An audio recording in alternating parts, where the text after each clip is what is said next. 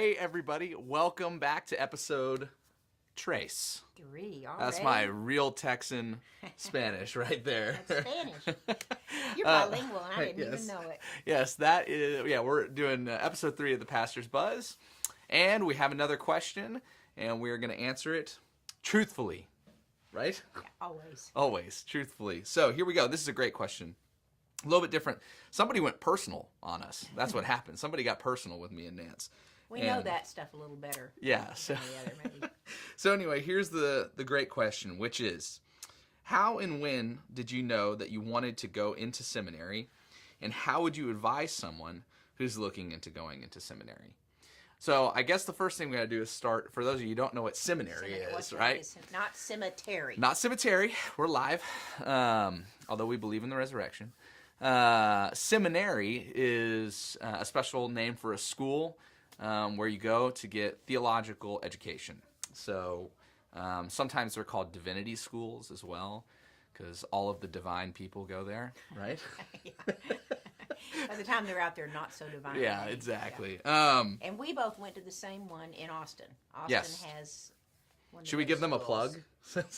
we might as well. We both went to Austin Presbyterian Theological Seminary.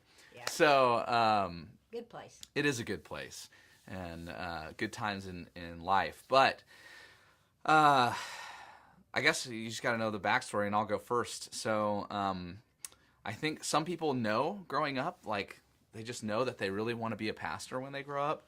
That was not me. So I didn't know what a seminary was, and I had no intention of going to one until really later in life when I kind of felt like God was giving me a purpose that I had never imagined for my life before. So it really wasn't until college that the idea of going into ministry started to kind of grow in me. All I really knew was that I loved the church. The church made a huge difference in my life.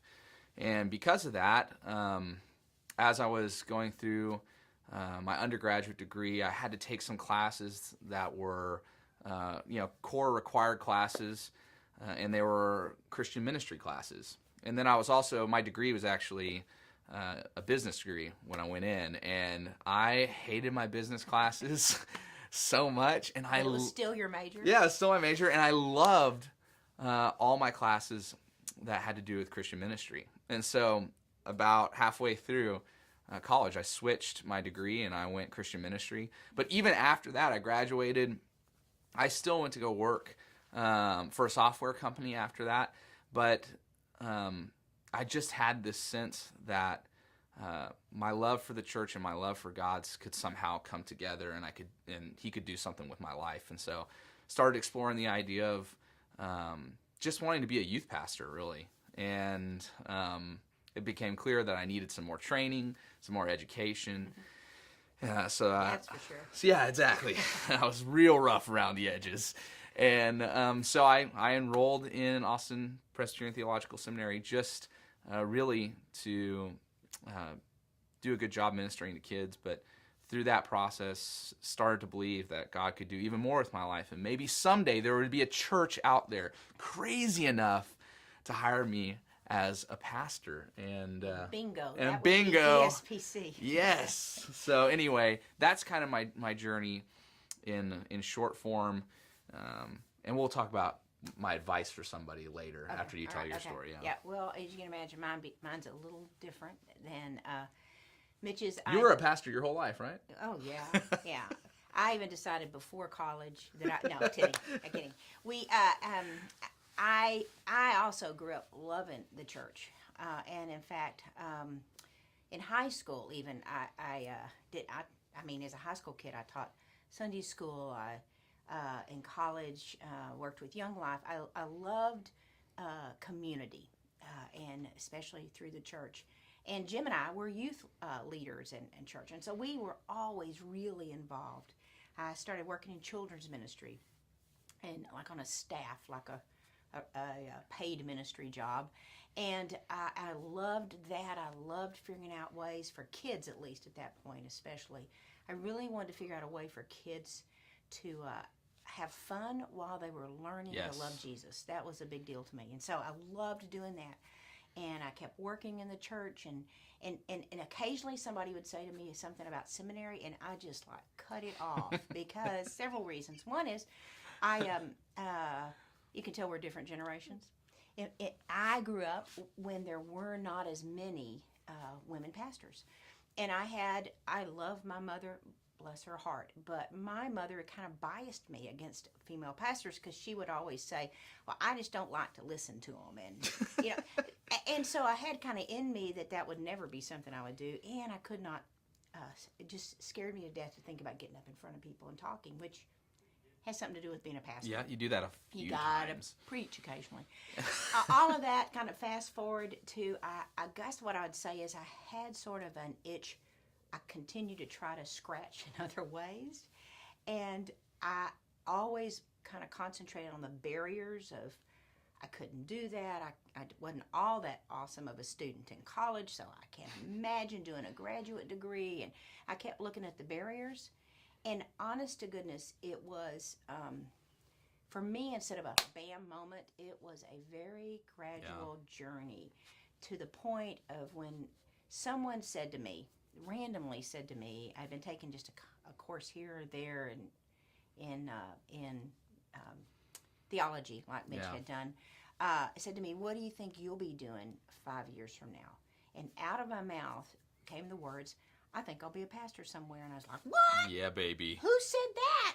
And kind of when something, the Spirit sort of moved enough to have me have the courage to own it. Mm-hmm. Believe in yourself. Then it's kind of like the doors sort of opened, and I went for it. And so I guess my advice actually had someone say to me, which this is what I will not say to you if you're interested in being a pastor, because it was said to me, and I kind of took it as a negative. The statement from another older pastor, oh, if you can do anything besides be a pastor, do it. And I'm going, wow. How does that look? I mean, that's like serving Jesus sounds like being a pastor. Torture. You know, like, oh, you don't want to do. And I absolutely would. I think at the core of what he was saying is it for the reasons that you would want to be a pastor, have to be that you really do feel like in a way that there is an itch that no other way to scratch it is to say, I want to be a part of helping people in a church community love and follow Jesus. And so my advice would be just keep paying attention to that itch. If you have that, and continue seeking kind of God's wisdom and other people's, and don't always take what other people say as gospel. Go to the Spirit and continue to pray and ask God to direct you. And here's my last bit of advice: you're never too old, guys.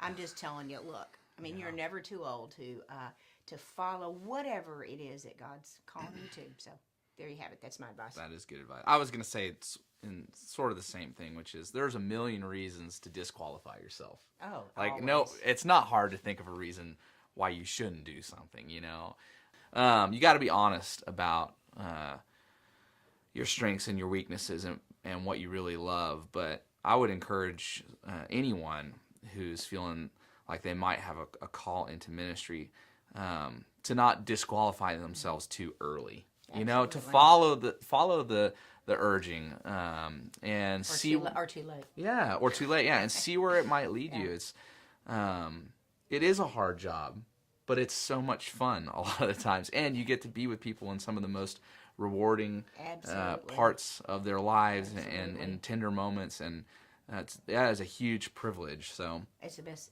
To me, it's the best job in the world. I love. Best job in the world, right there. Love what I do. So if God's prompting you, come join us. Yeah, don't be afraid to step out. And I think the other piece of advice is if you're feeling that and you're not in some sort of leadership role in the church already, that's a great first step. Is step up, lead something, take ownership of something in the church, because you'll find out real fast what it's really like to lead in the church, and that's all that pastors do. And all kinds of positions. I mean, yes, all kinds absolutely. We started with youth stuff and kids stuff, and just explore it, and God will show you the way. Just explore it. Yeah, and we're co-pastors at this church, so like we'll take a third, right? Yeah, try pastors. We can try pastor if anybody's interested in that. So. That would really be a stretch for us, but we could do it. But really, yeah. So anyway, we love y'all. Thank you for the question. Pastor's Buzz out. Out.